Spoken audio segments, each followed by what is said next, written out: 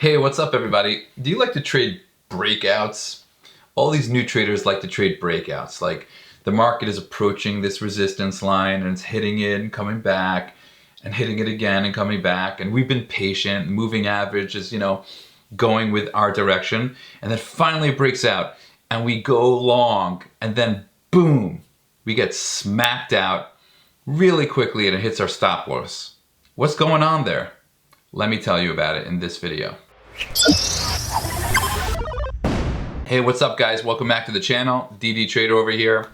And I wanted to go over liquidity pools in this video. Talk about the wicks, talk about the big moves of the whales, and try to understand what's happening to us when we're trading the breakouts and why we're making a mistake and how we can avoid it. So a lot of new traders really like to go for those breakouts like I talked about in the introduction. It just seems like we're approaching these places of support and resistance, and we've seen it as we've been studying the charts that when there is a breakout of a support or resistance line, there's a huge following. And if the market, let's say, happens to be going up, then you see a huge bullish candle because there are a lot of buyers coming at this time. The problem is, who are those buyers? So the truth is that many times those buyers are not moving the market. And there's just a lot of people getting in trying to buy up after the breakout. And when there's a lot of buyers, then the big whales come in, the financial institutions and the banks, and they see that there's a lot of buying going on, so they're ready to sell over you. You want to buy? I'm willing to sell. So those are called liquidity pools. And what happens is when the market shows a lot of buying interest, comes in the selling interest, and it totally pushes it down. And it makes these wicks on the chart. And what happens is that we get faked out, especially the newbie traders. They get faked out and they think that the market is really going up, when what really is happening is the whole thing was a fake out and we're really going down because we hit these liquidity pools. So let's get into it in the charts and see how to avoid it and how to utilize it to our advantage. So here I am on the Aussie JPY chart, and I'm on a daily chart over here. And I want to show you like how it looks on the charts. So, I clearly marked off this resistance line and this support line. You see over here, it was a major resistance. So that means it's going to be major support later on. Now, as the market was, coming down and then came back up to that line, so it made like this evening star pattern, which is this bullish candle, followed by the big doji, followed by a humongous bearish candle. Now, look what happened over here. The market came back up to this line of support or resistance. And actually at this point in this candle, this was a bullish candle. It started right there and went down a little bit and then went all the way up till here. So it was pretty much looking like this exact candle at a time. And that was drawing in all these buyers. Buy, buy, buy, we're breaking the resistance line. But what happened is, because there was so much buying at that time, came in the financial institutions, the big sellers, and they sold it down. And in the same daily candle, they just sold it down all the way. And then following the next day, there was so much selling that it just took out everybody's stops over here and then kind of consolidated a little more and came down and sold even more. And that's what happens like again and again. So over here again, we saw over here that it was originally resistance, so it might be support and resistance again. Now, when the market came back up here, again, the same thing. This candle started right here and went up, around 60 pips or so. And it was looking really bullish. And everyone was thinking, we are breaking this resistance point. But what happened was the bears came in and sold it right down. And of course, continued selling it down all the way to the next support line. And then the same thing, it broke through over here.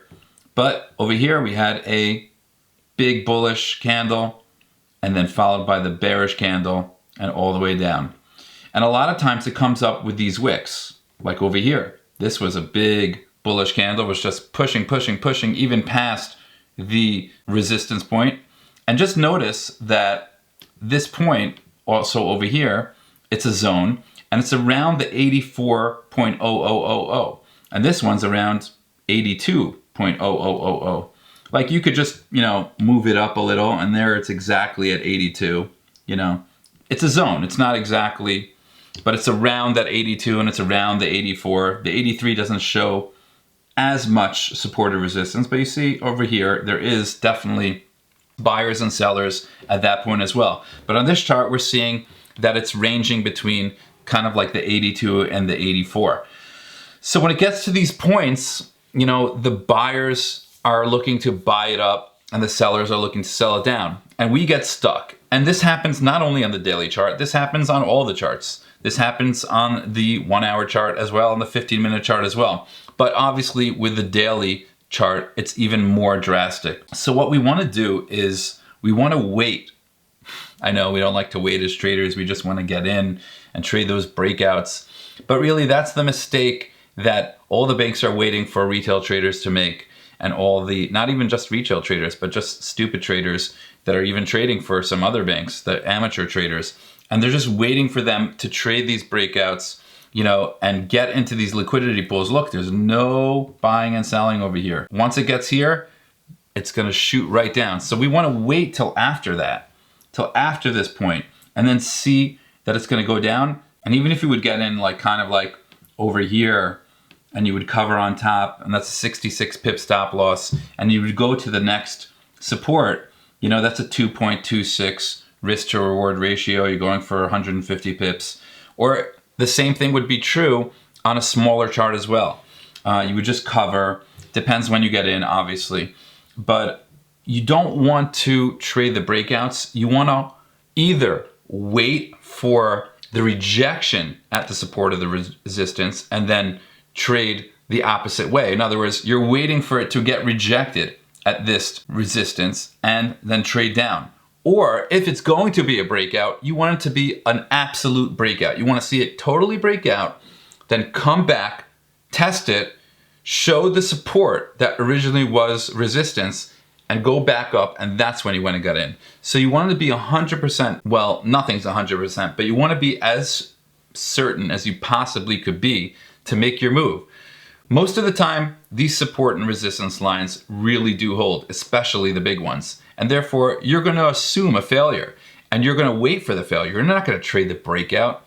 Don't be silly. Most of the time, they don't break out. That's why they are very respected support and resistance lines. The ones on the 5-minute chart, the 1-minute chart, or even maybe the 15-minute chart, those aren't as respected, and those could be penetrated through, even daily.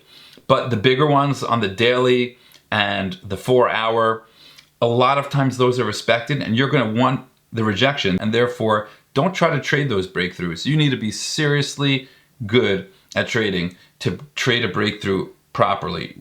Traders like us, we want to wait for the breakthrough and the retest before we continue, or we're waiting for that rejection and then we are going down with it, or we're waiting for the rejection and the support and we're going long with it. Guys, these support and resistance lines, I teach this in my trading course. It's helpwithtrading.com. One of the confirmation candles that I totally teach in the course and is really important to us is these wicks. These wicks right here. This one, this one, this one.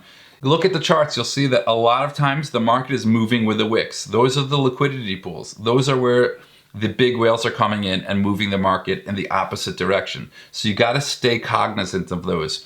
I suggest you check out my course. If you like this type of material, please give it a like and subscribe to the channel and hit that notification bell so you could see more videos like this. That would do a lot for me, and I'd like to see you back at the next video. Until then, DD out.